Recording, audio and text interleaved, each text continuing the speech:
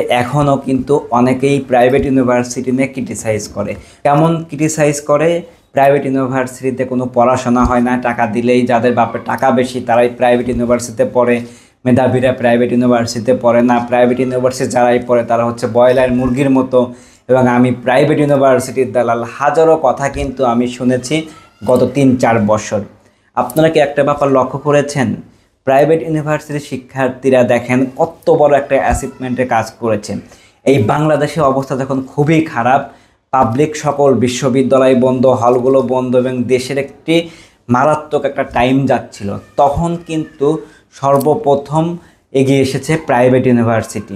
এবং শুধু একটি দুটি বিশ্ববিদ্যালয় নেই, বাংলাদেশের যে মেইন কয়েকটা পয়েন্ট রয়েছে সেখানে কিন্তু জীবন বাজি রেখে কিন্তু তারা আন্দোলন করেছেন। আপনাকে একটা ব্যাপার লক্ষ্য করেছেন? এখনও কিন্তু পাবলিক ইউনিভার্সিটি কিন্তু এখনও কিন্তু ক্লাস শুরু করাতে পারে নাই। প্রাইভেট ইউনিভার্সিটি কিন্তু আরও 10 বা 15 দিন আগে কিন্তু সকল ক্লাস শুরু করছে, পরীক্ষা চলতেছে এবং শিক্ষার্থীরাও কিন্তু পরীক্ষায় কিন্তু জয়েন করছে। দেখেন তাদের এত বড় অ্যাচিভমেন্ট, সারা বাংলাদেশের এই দখল সেই দখল, এই সমন্বয়, এইটা হইতে হবে এইটা হইতে হবে, কত কিছু ঘটনা ঘটে যাচ্ছে। কিন্তু প্রাইভেট ইউনিভার্সিটিতে এখন পর্যন্ত এরকম কোনো ঘটনা কিন্তু আসেনি।